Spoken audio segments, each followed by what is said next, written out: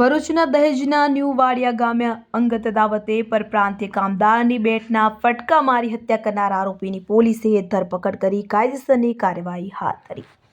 તો ભરૂચના દહેજમાં કંપનીમાં કામ કરતા કામદારોની વસાહતમાં હત્યાના બનાવથી ચકચાર મચી જવા પામી હતી। દહેજના ન્યૂ વાડિયા ગામે કુલદીપ હાઉસમાં રહેતા અને મૂળ બિહારના પરમેશ્વર રામ પ્રવેશ અને રાકેશસિંહ દયાલ નામના કામદારો વચ્ચે રૂમ પર આવવા જવા બાબતે બોલાચાલી સર્જાઈ હતી કે જેમાં ઉશ્કેરાયેલા પરમેશ્વર રામ પ્રવેશ નામના કામદારે મૃતક રાકેશસિંહ દયાળ પર ક્રિકેટ રમવાના બેટ વડે હુમલો કર્યો હતો કે જેમાં ગંભીર રીતે ઇજાગ્રસ્ત થતા તેઓને અન્ય સાથી કામદારો દ્વારા ભરૂચની ખાનગી હોસ્પિટલ ખાતે ખસેડવામાં આવ્યો હતો કે જ્યાં સારવાર દરમિયાન તેનું મોત નીપજ્યું હતું। આ મામલે દહેજ પોલીસે આરોપી વિરુદ્ધ હત્યા અંગેનો ગુનો નોંધી તપાસ હાથ ધરી હતી। દરમિયાન પોલીસે ગણતરીના દિવસોમાં જ આરોપી પરમેશ્વર રામ પ્રવેશની ધરપકડ કરી તેની વિરુદ્ધ કાયદેસરની કાર્યવાહી હાથ ધરી છે।